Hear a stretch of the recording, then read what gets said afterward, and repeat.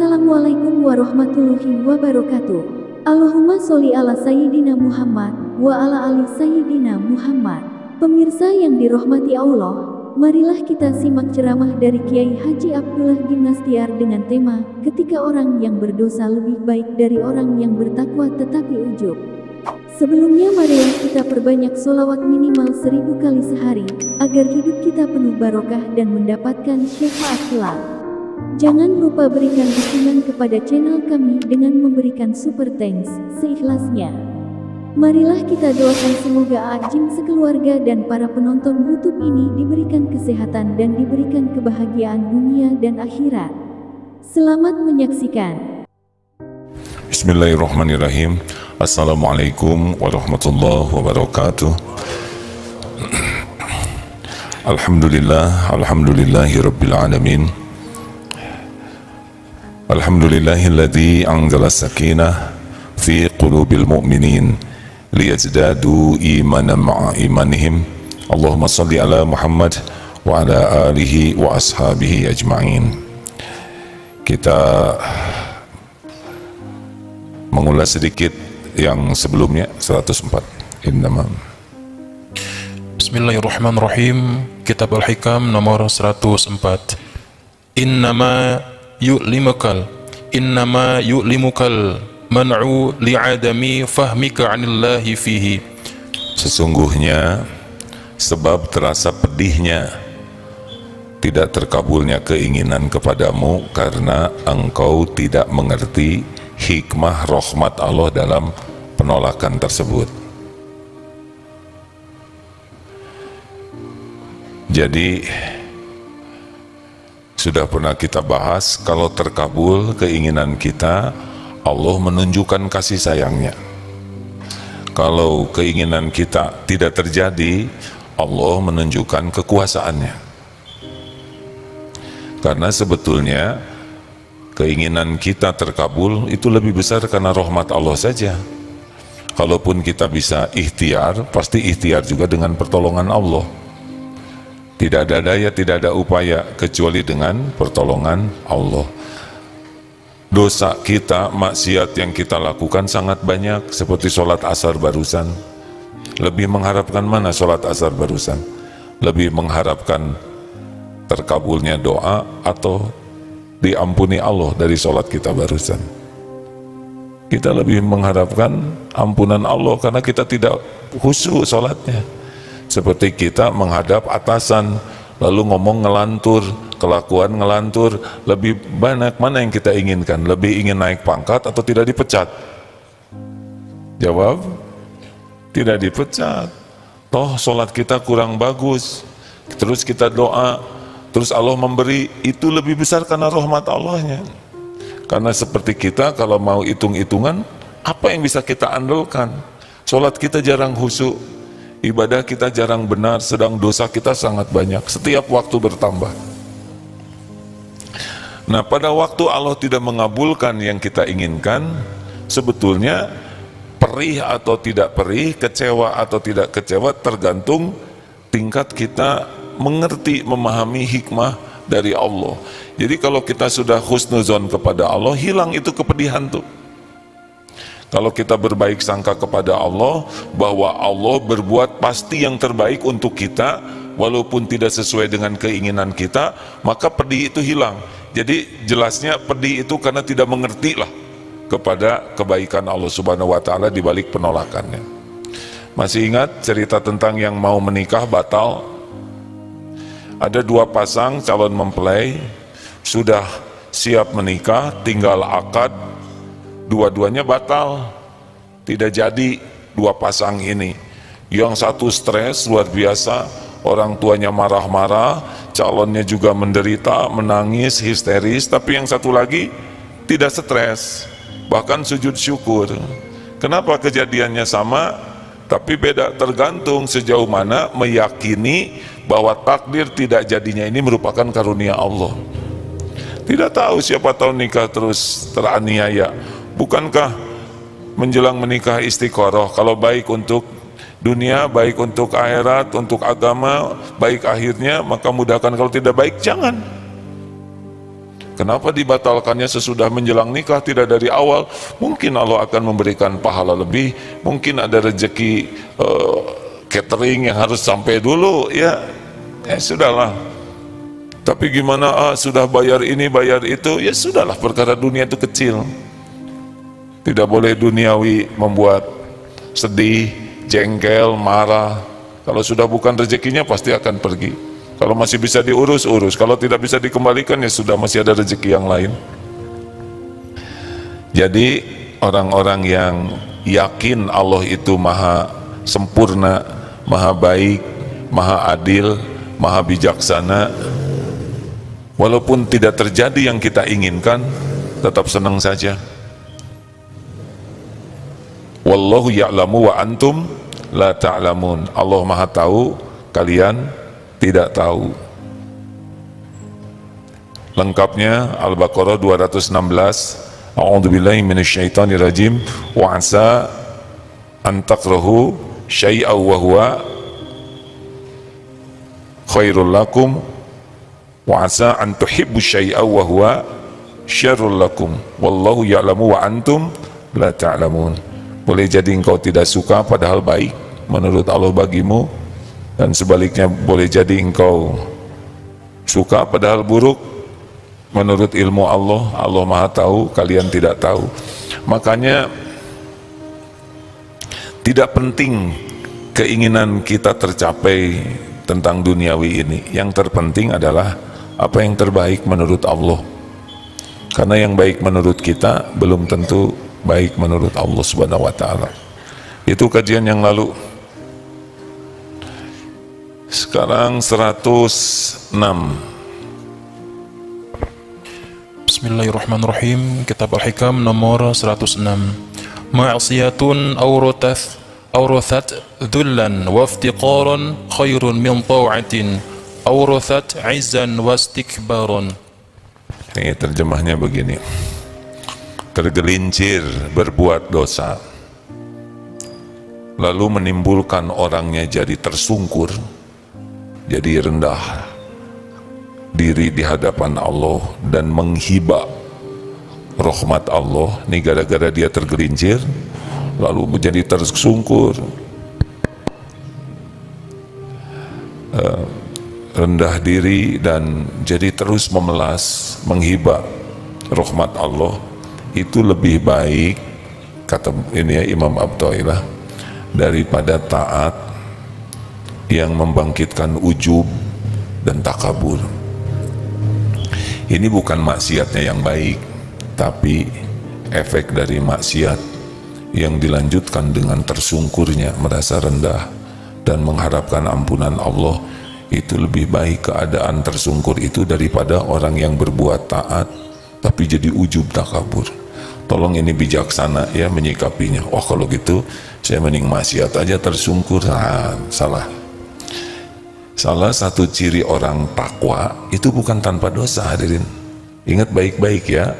Kalau kita tidak ada dosa sama sekali, kita akan dimusnahkan oleh Allah, diganti dengan orang yang punya dosa dan taubat. Kita tidak boleh bercita-cita ingin berbuat dosa. Kita tidak boleh menggampangkan dan meremehkan dosa. Kita harus berusaha menjauh dari dosa, tapi faktanya pasti akan ada tergelincirnya. Walladzina idza fa'alu fahishatan aw zalamu anfusahum dzakarullah. Ini ternyata ciri orang yang takwa. Ali Imran 135, ketika tergelincir berbuat dosa, maksiat, segera ingat Allah. Ingat Allah bahwa Allah maha menyaksikan. Allah maha teliti melihat apapun yang kita lakukan. Ingat Allah, terus tersungkur, lalu takut kepada Allah. Ya Allah, ampuni saya, ampuni. Nah, keadaan minta ampun seperti itu Allah sangat mencintai. Innallaha yuhibbut tawwabin wa yuhibbul mutatahhirin. Jadi orang tergelincir, tersungkur, minta ampun, itu Allah suka dengan keadaan orang tersungkur itu. Bahkan dalam sebuah hadis diceritakan, ada orang yang bawa untanya atau kendaraannya di padang pasir, kemudian lepas kabur, dicari tidak ketemu, sampai putus asa nih sendiri. Bayangkan di padang pasir, kendaraannya kabur, lalu dia berbaring di berteduh dan sudah pasrah, sudah ini mah, sudah putus asa. Sedang dia berbaring di bawah pohon, tiba-tiba untanya itu, kendaraan lengkap dengan perbekalan itu datang, gembira sekali, pasti gembira, benar, sampai mengatakan begini, ya Allah, aku Tuhanmu, engkau hambaku. Ini cerita saking gembira sampai kepleset lidah jadi aku Tuhanmu, engkau hambaku. Ini kegembiraan yang luar biasa sampai tidak bisa mengontrol kata-kata. Nah, Allah lebih gembira lihat orang tobat dibanding kegembiraan orang itu. Jadi jangan nganggap remeh nih, kita kan semua punya dosa. Ada orang yang tergelincir lalu tobat. Derajat orang yang tobat itu bisa lebih tinggi dari kita yang merasa sudah taat sehingga kurang tobat. Padahal dalam taat itu pun bisa ada maksiatnya. Ya, dalam taat ini ada maksiat, seperti kita sholat, ada dosanya di sana juga. Di antaranya kan fawailul lil musallin alladzina hum an sholatihim sahun. Tetap sholatnya dilakukan tapi kan lalai. Dalam sedekah ada ujub, ada riya. Dalam baca Quran, ini santri tahfiz hati-hati nih, bisa maksiat. Maksiatnya apa santri tahfiz? Merasa paling tahfiz, yang lain syalnya enggak ungu, warna apa sih ada itu deh, tahfiz tuh biru, maaf ya saya ketuker-tuker. Nah ini yang gitu aja nggak tahu, jangan begitu. Karena ngerti tahsinnya bagus, tiap orang tuh dinilai sesuai tahsin. Ini hina, ini sedang. Padahal yang diremehkan tahsinnya belum bagus, tapi sedekahnya banyak, tobatnya banyak, berbakti ke orang tuanya sungguh-sungguh, penyayang makhluk. Gara-gara kita ngerti tahsin kemudian menilai orang rendah, itu juga jadi maksiat. Ada imam bacaannya belum sempurna tahsinnya, tapi sudah benar dan tidak mengurangi makna. Ulama tersebut sudah sepuh, kemudian santri tahsin nih yang sudah mengerti hukum-hukumnya menilai rendah kepada imam tersebut hanya karena bacaannya yang belum sempurna. Itu sudah merugikan dirinya sendiri. Padahal beliau sholat sudah lebih lama karena usianya 80 tahun. Padahal dakwahnya sudah kemana-mana, sudah berapa banyak orang yang dapat hidayah Islam lewat beliau. Jadi artinya hati-hati, dalam taat juga bisa ada maksiat. Begitulah kehati-hatian. Maka yang paling baik, kita ini selalu merasa banyak dosa. Satu lagi terakhir ya, merasa banyak dosa dan tobat maksudnya. Ada satu sunnah yang ditinggalkan, sering ditinggalkan, yaitu sholat untuk bertobat. Ada yang menyebut sholat tobat, sebetulnya tidak ada namanya, tapi ketika merasa bersalah, ambil air wudhu, sempurnakan dan sholat, lalu minta ampun. Ini padahal dahsyat sekali, sangat menghapuskan. Harusnya kita banyak melakukannya, karena itu dicintai Allah. Innallaha yuhibbut tawwabin wa yuhibbul mutatahhirin. Coba, ini kan ada yang korupsi ditangkap. Ditangkap ini merupakan musibah atau karunia? Ada yang jawab, alhamdulillah. Kira-kira saja, itu koruptor yang ditangkap itu merupakan bencana bagi koruptor itu atau karunia? Karunia. Kalau orang berbuat maksiat kemudian terus-menerus maksiat, itu biasanya dua yang terjadi. Satu, dibuka atau dimatikan dalam keadaan maksiat. Jadi dibiarkan saja, nanti pas mati aja baru kebongkar. Tapi kalau dosa kita kebongkar, kita kan banyak aib nih, tapi kurang tobat, terus aib kita kebuka, sabar atau syukur? bingung. Bagaimana kalau aib kita kebuka? Karunia atau bencana? Kalau kita tidak ketahuan orang tapi kita tidak tobat, kemudian oleh Allah dibuka aib kita sedikit, sedikitlah, tidak akan semua. Kemudian kita jadi malu, orang-orang menghina kita, kita jadi tobat, kita jadi merunduk ke Allah. Itu rezeki hadirin, daripada kita jadi ujub merasa soleh. Jadi jangan takut, kan ada orang yang takut aib kebuka karena takut malu di hadapan orang. Tapi ada lagi orang yang takut tidak diampuni Allah. Mana yang lebih bagus? Takut aib kebuka karena takut dihina orang, atau takut tidak diampuni Allah? Kalau suatu saat misalkan aib kita ada yang kebuka, ya udah tobat saja. Tapi orang-orang menghina saya, meremehkan, tidak apa-apa, tidak bahaya. Kalau dengan dibuka kita jadi tobat dan dosanya jadi diampuni, apalah artinya penghinaan orang? Sakitnya kita dihina orang, malu dan tertekannya hati karena dihina orang, itu bagian dari penggugur dosa. Tidak bahaya kok dihina orang itu. Yang bahaya itu tidak diampuni Allah Subhanahu wa ta'ala. Tapi kita minta ke Allah supaya ditutup. Di dalam doa Allah minta ditutup doa, Allahumma la tada'lana dzanban illa ghafarta. Ya Allah, jangan biarkan ada dosa kecuali Engkau ampuni. Wala hamman illa farrajta. Jangan biarkan ada satupun yang galau, gelisah, cemas kecuali oleh Allah dilapangkan hatinya. Wala aiban illa satarta.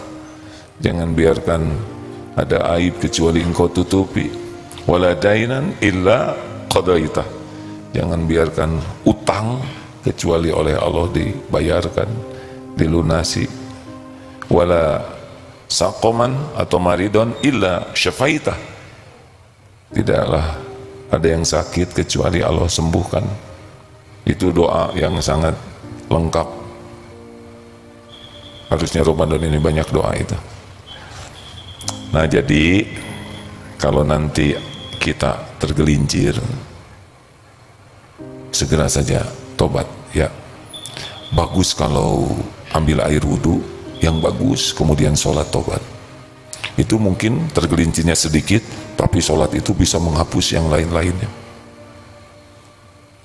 Karena dalam Ramadan ini ternyata yang paling penting itu ampunan. Man shoma Ramadana imanan wahtisaban ghufirallahu ma taqaddama min dzambi.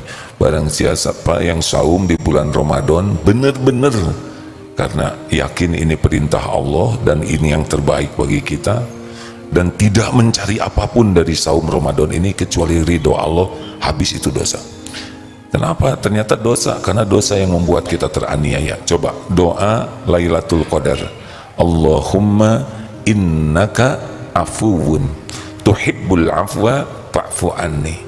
Ternyata puncaknya doa di Lailatul Qadar itu adalah minta dihapuskannya semua jejak-jejak dosa kita.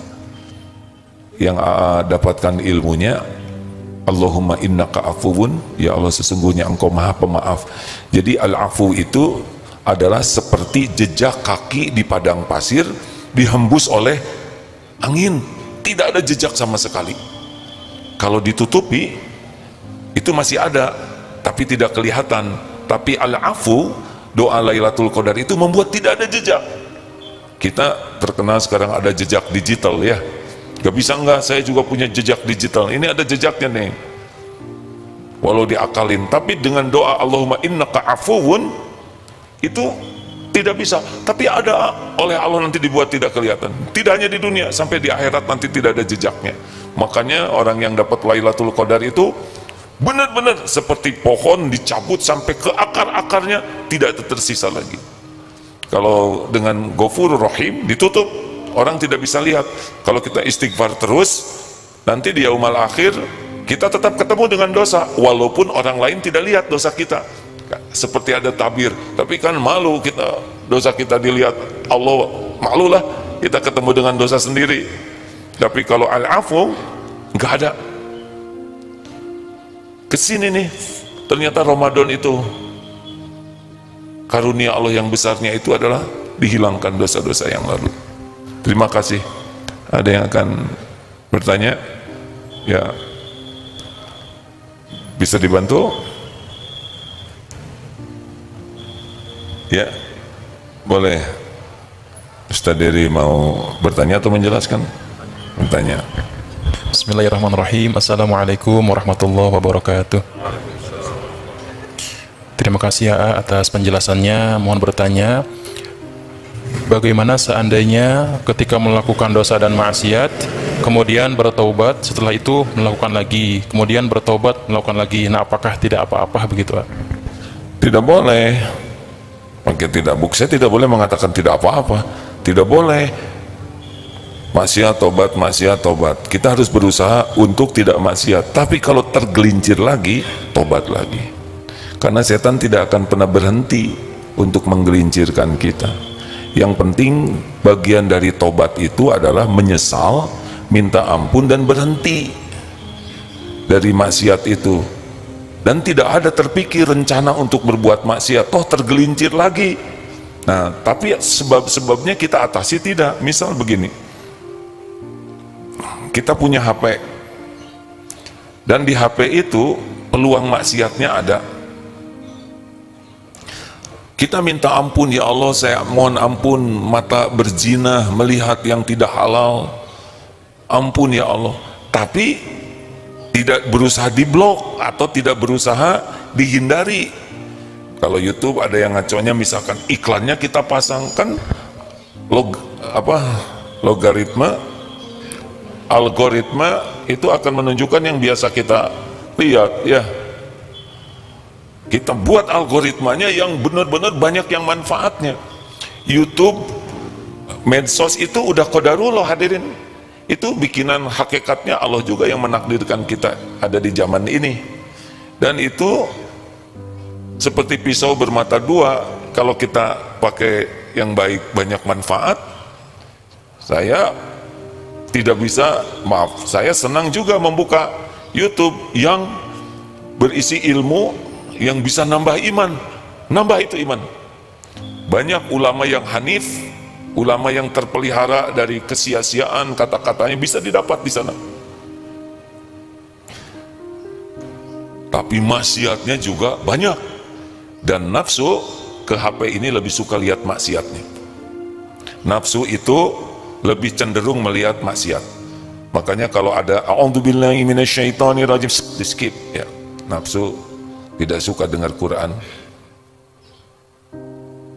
Makanya sekarang ayat kursi banyak di itu, dikit-dikit ayat kursi. Dengar, baca terjemahnya. Pahala itu. Jangan di skip.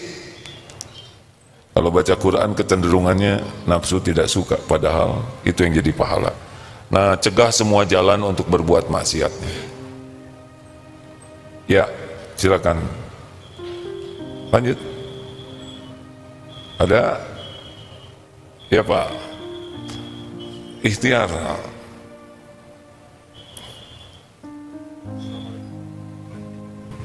Di depan Mim. Assalamualaikum warahmatullahi ta'ala wabarakatuh. Waalaikumsalam. Alhamdulillah, saya rupanya 3 tahun saya mencari jawaban, ternyata seakan-akan Allah mengisi bahasa itu lewat saya adalah seorang pemerintah yang diajarkan bagaimana memegang integritas, sehingga karena integritas itu saya diperhadapkan suatu antara saya dan atasan, sehingga saya tetap memegang, dan implikasinya adalah pencopotan jabatan. 3 tahun saya mencari apa yang menjadi penyebab 2 variabel tadi, ternyata terjawab bahwa ketika hal itu dikabulkan, ternyata Allah telah menunjukkan kasih sayangnya, dan ketika hal itu tidak sesuai dengan keinginan kita, maka Allah Subhanahu wa Ta'ala telah menunjukkan kekuasaannya. Rasanya hati ini puas detik ini. Saya pernah menjadi bupati, beberapa jabatan di pemerintahan saya pegang, dan saya masuk tataran nasional untuk seleksi nasional, masuk di tataran 3 besar. Tapi ketika kita melakukan suatu ikhtiar, ketika akan dieksekusi, tawarannya no lunch free, bahwa tidak ada makan siang yang gratis di dalam pemerintahan, sehingga hampir saya salah menafsirkan.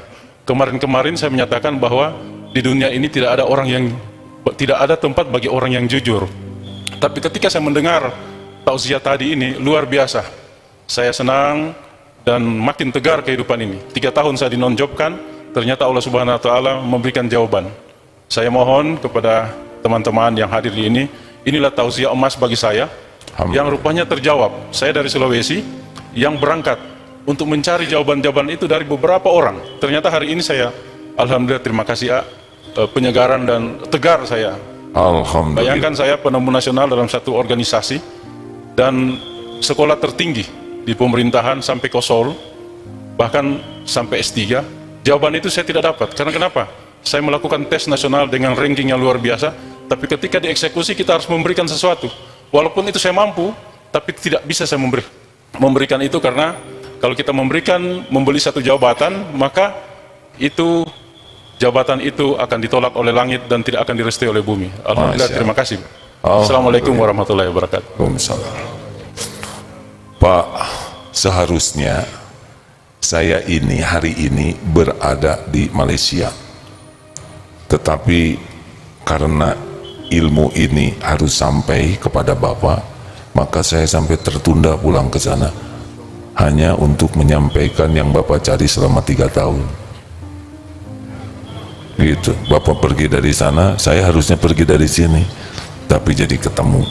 Allah tahu yang Bapak lakukan, Allah tahu isi hati Bapak, pertanyaan-pertanyaan di hati. Ya, dari Sulawesi diatur saja ke sini. Saya yang sudah punya tiket, di-cancel tiketnya, baru berangkat besok Pak, karena harus jawab dulu Bapak.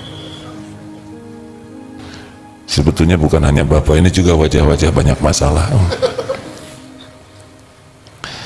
Tenang Pak, ditolak itu bisa jadi pemberian dari Allah. Dikasih dunia tidak ada harganya Pak. Jabatan itu tidak hanya orang beriman, orang yang mengingkari juga dikasih jabatan. Jabatan itu cuma casing, tapi Bapak kalau diselamatkan dari seperti tadi itu rezeki besar. Banyak yang dikasih jabatan tapi tidak dikasih harga diri. Jabatannya juga berakhir nanti, tapi harga dirinya sudah keburu rusak. Saya dakwah sudah agak lama Pak, sudah lihat banyak pejabat, dan sudah lihat juga banyak pejabat yang berhenti semua. Jadi nanti Bapak kalau lihat dunia, Bapak pernah lihat karnaval anak TK Pak? Pernah lihat? Lucu-lucu kan Pak? Ada yang pakai baju jenderal, benar? Dokter, ada yang jadi polisi, ada yang jadi ratu. Nah, sebetulnya hidup juga kayak gitu aja Pak, lucu-lucuan ya. Kita lihat itu tidak pernah terpesona karena tahu itu cuma anak-anak. Nah sekarang dengan begini kita tahu cuma hamba Allah yang dikasih casing-casingan begitu. Biasa saja, jangan ada takjub kepada dunia ini, biasa saja. Kalau sudah takjub jadi ingin soleh saja Pak. 3 tahun non job nggak ada masalah Pak, Allah ngasih job ya kan. Job kita adalah mengabdi kepada Allah. Orang yang sukses itu bukan yang karirnya bagus, bukan, itu ujian. Orang yang sukses itu adalah inna akramakum indallahi atqakum. Orang yang paling mulia di antaramu di sisi Allah yang paling takwa. Siapa yang paling takwa? Yang paling yakin ke Allah dan paling banyak amal solehnya. Itu yang sukses tuh. Amanu wa amilu solihat. Bahagia itu milik orang takwa. Makin takwa, makin enak hidup ini. Enjoy life. Bahasa Al-Qur'annya hayatan thayyibah. Mau diapain aja bahagia Pak. Diangkat syukur bahagia, diturunkan sabar bahagia, sehat syukur bahagia, dikasih penyakit oleh Allah sabar bahagia. Nggak ada kecuali bahagia semuanya karena yakin dan amal soleh. Terima kasih Pak, karena Bapak harus menjawab Bapak, jadi saya kebagian di sini. Alhamdulillah. Ada lagi yang mau disampaikan Pak? Lebih lega sekarang Bapak? Hatinya lebih lega tidak Pak? Alhamdulillah, saya dari awal ingin ketemu AA sebenarnya, ingin berkonsultasi persoalan ini. Ternyata Allah Subhanahu wa Ta'ala menitipkan kata bahasa yang luar biasa. yang melegakan lahir batin saya, ringan untuk berjalan. Bayangkan 3 tahun saya termasuk salah seorang yang berintegritas untuk membangun daerah saya, dianiaya oleh pimpinan sendiri hanya karena tidak mengikuti arahan kejahatannya. Itulah saya, padahal kalau saya bersatu sama beliau, saya akan mendapat sesuatu yang melebihi duniawinya, tapi sesudah itu ditangkap, Pak. tangkap ya. Itulah yang saya dapatkan dan alhamdulillah lega lahir batin saya. Terima kasih ya. Makasih, sama-sama Pak. Hidup ini memang harusnya lega terus. Jadi kalau ingin bahagia bukan berarti punya dunia. Bahagia itu bisa punya iman dan amal soleh, itu bahagia. Man amila solihan min dzakarin aw untha wa huwa mu'min walanuhyiyannahu hayatan thayyibah. Barang siapa yang beramal soleh, baik laki-laki maupun perempuan, dan dia beriman kepada Allah, Allah benar-benar memberikan hayatan thayyibah. Dunia mah Pak, saking tidak ada harganya jabatan itu Pak, penjahat, kafirin, zolimin, munafikin dikasih Pak, tapi keyakinan tidak dikasih. Jangan iri, jangan merasa rugi tidak dapat jabatan, justru beruntung terselamatkan. Silakan pertanyaan terakhir. Ya, ayo. Tidak ada mikrofonnya. Ya, nasibnya mungkin berbeda. Ya, silakan ngacung dari awal. Ya, judulnya segalanya ada waktunya. Bismillahirrahmanirrahim. Assalamualaikum warahmatullahi wabarakatuh. Waalaikumsalam warahmatullahi wabarakatuh. Izin menyampaikan beberapa hal. Yang pertama, sebagai santri, kami mohon maaf yang sebesar-besarnya apabila selama jadi santri, selama jadi jemaah, selama jadi murid, banyak hal yang Gurunda tidak ridai dari kami, banyak hal yang perbuatan-perbuatan kami yang tidak berkenan, yang disengaja maupun tidak sengaja, kami mohon maaf yang sebesar-besarnya. Mudah-mudahan Ramadan ini adalah Ramadan yang terbaik yang Allah anugerahkan kepada kita semua, dan mudah-mudahan Allah membuka selebar-lebarnya pintu ampunan yang mengundang Rahman Rahimnya. Terus yang kedua, dalam kesempatan ini izinkan saya mempertanggungjawabkan amanah yang pernah Gurunda titipkan kepada kami. Tepatnya 2021 yang lalu, Gurunda menitipkan wakaf Al-Quran, hadiah Al-Quran kepada kami dengan pesan Al-Quran ini harus dibaca dengan terjemahannya gitu. Dan alhamdulillah, walaupun belum bisa maksimal tahun ini, alhamdulillah Allah izinkan untuk bisa menunaikan amanah itu. Dan pada kesempatan ini mudah-mudahan Allah izinkan juga untuk melanjutkannya, untuk bisa menghafalkan dengan sebaik-baiknya atas apa yang sudah Allah titipkan ini lewat Gurunda. Dan pada kesempatan ini juga mungkin sudah saatnya juga saya benar-benar memohon ridho dari Gurunda. Setelah 17 tahun ini, Allah juga berkenan untuk memberi kesempatan kepada kami untuk mendapatkan beasiswa Al-Quran dulu di tahun 2007. Dan disitulah menjadi suatu hal yang sangat berarti dan sangat saya syukuri sampai saat ini. Karena di saat itulah saya mulai mengazamkan diri saya untuk benar-benar berusaha untuk berinteraksi dan menjalankan amanah ini dengan sebaik-baiknya. Alhamdulillah. Dan alhamdulillah. Izin Allah, ada hal yang saya sangat syukuri gitu. Tidak sekedar kami mendapatkan ilmu dari Gurunda, tetapi qadarullah pada saat dikasih kesempatan untuk bisa minimal membaca, mentadaburi terjemahan dari Al-Quran ini, Allah buka banyak sekali hikmahnya gitu. Dan hikmah yang paling sangat saya syukuri adalah pada saat mengkaji tentang ayat-ayat yang terkait dengan hal-hal yang relevansi, sangat relevan dengan kehidupan ini, Allah ternyata juga menunjukkan visualisasi dari ayat-ayat Allah itu lewat Gurunda langsung gitu.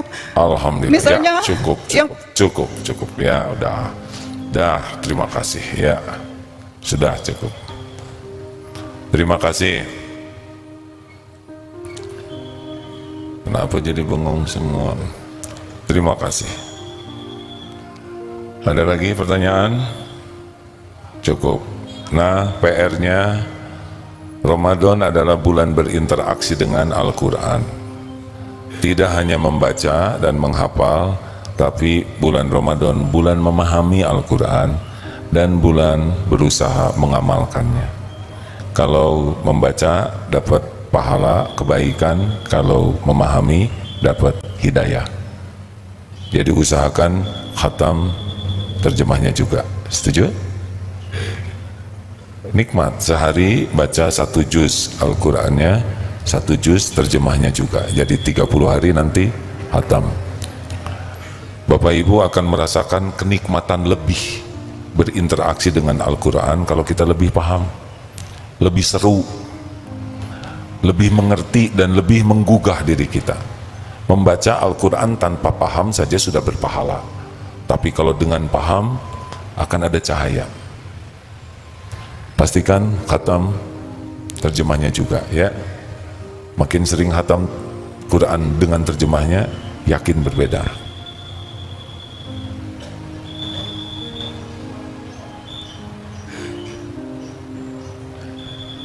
Terima kasih.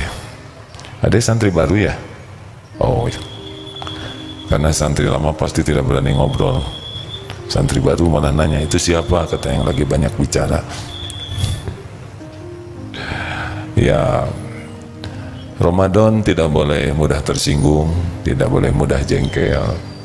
Pokoknya selain memperbanyak kebaikan, kurangi bocorannya. Jangan seperti ember, terus kita masuki air yang banyak, tapi di bawahnya bocornya tidak ditutup. Bocornya amal biasanya dari mata, telinga, mulut, tentu saja hati ya. Makanya jaga pandangan, jaga pendengaran kecuali yang baik, dan kurangi bicara kecuali yakin niatnya benar, yang disampaikannya benar dan manfaat. Niat, isi, efek. Kalau yakin benar, bunyi mulut kita.